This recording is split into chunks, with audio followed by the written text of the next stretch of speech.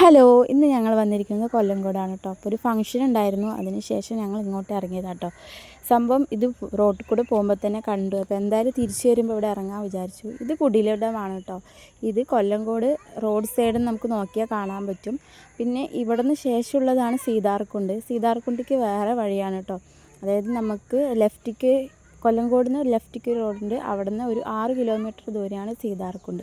അപ്പോൾ ഇൻസ്റ്റയിലൊക്കെ റീൽസിലൊക്കെ കണ്ടിട്ടുണ്ട്. അപ്പോൾ എന്തായാലും അവിടം വരെ ഒന്ന് പോയി നോക്കാമെന്ന് വിചാരിച്ചു. ഇവിടെ അത്ര കുഴപ്പമൊന്നുമില്ല, എന്നാലും ജസ്റ്റ് ഫോട്ടോഷൂട്ടൊക്കെ എടുക്കാൻ പറ്റിയ രസമാട്ടോ. ഇത് ഫുള്ളും പാടത്ത് ഇതുപോലെ ചെറിയ ചെറിയ കുടിലുകളൊക്കെ കെട്ടിയിട്ട് നല്ലൊരു രസമുണ്ട് കേട്ടോ. ഫോട്ടോ എടുക്കാനാണെങ്കിലും ജസ്റ്റ് ഒന്ന് കയറി നോക്കാൻ പറ്റിയൊരു നല്ലൊരു വൈബാണ്. ഇവിടെ നിന്ന് നോക്കിയാലും നമുക്ക് മലനിരകളിൽ നിന്നും വെള്ളച്ചാട്ടം വരുന്നത് അതൊക്കെ കാണാൻ കഴിയും കേട്ടോ. പിന്നീടാണ് ഞങ്ങൾ സീതാർകുണ്ടിലേക്ക് പോയത്. അവിടെ നല്ല ബ്ലോക്കായിരുന്നു കേട്ടോ. പിന്നീട് എത്തിയിരിക്കുന്ന സ്ഥലത്തിൻ്റെ പേരാണ് താമരപ്പാടം.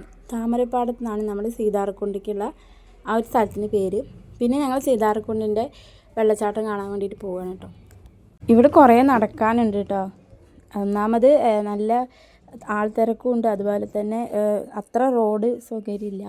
അപ്പോൾ കുറേ നടക്കാണ്ട്. ഇത്ര തന്നെ ഉള്ളൂ കേട്ടോ ഇവിടെ വെള്ളച്ചാട്ടം. ആ മലയിലെ മുകളിൽ നിന്ന് വരുന്ന ഈ വെള്ളത്തിൻ്റെ ആ ഒരു ഭാഗമാണ്. അത്ര തന്നെ ഉള്ളൂ കേട്ടോ വെള്ളച്ചാട്ടം. പിന്നെ അവിടെ ഫുള്ളും ഇങ്ങനെ കമ്പിയൊക്കെ വെച്ചിരിക്കുകയാണ്, എർത്ത് കമ്പി വെച്ചിരിക്കുകയാണ് കേട്ടോ. അപ്പോൾ അവിടേക്ക് ആന ഇറങ്ങുന്നതാണ് പറയുന്നത്. അത് കാരണം ഫുള്ളും കമ്പി വെച്ചിരിക്കുക. അപ്പോൾ അവിടെ വെച്ചിട്ടാണ് നമ്മൾ മൗനരാഗം സീരിയലത്തെ ആക്ട്രസിനെ കണ്ടത് കേട്ടോ. പിന്നെയാണ് ഞങ്ങൾ അവിടെ നിന്ന് ഇറങ്ങിയിട്ട് ഈ താമരപ്പാടത്തേക്ക് എത്തിയത്. സീതാർകുണ്ടിൻ്റെ താഴെയുള്ള ഭാഗം കേട്ടോ.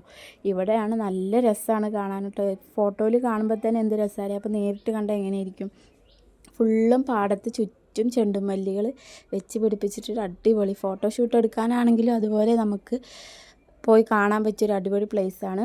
പിന്നെ അതിൻ്റെ മുകളിൽ നിന്ന് ആ മലമുകളിലുള്ള വെള്ളച്ചാട്ടവും എല്ലാം കൂടി നല്ലൊരു ഗ്രാമീണ ഭംഗി നമുക്കിവിടെ വന്നിട്ട് ആസ്വദിക്കാൻ കഴിയും കേട്ടോ. അപ്പം ഞങ്ങൾ അവിടെ നിന്ന് ഒരു 5 മണിക്ക് ഇറങ്ങി. അപ്പോഴാണ് ശ്രീകൃഷ്ണ ജയന്തിൻ്റെ ഘോഷയാത്രയായിരുന്നു. അപ്പോൾ അവിടെ ഒരു അരമണിക്കൂർ ബ്ലോക്കിൽ പെട്ടു. ശേഷം ഞങ്ങൾ 6 മണിക്ക് വീടെത്തി.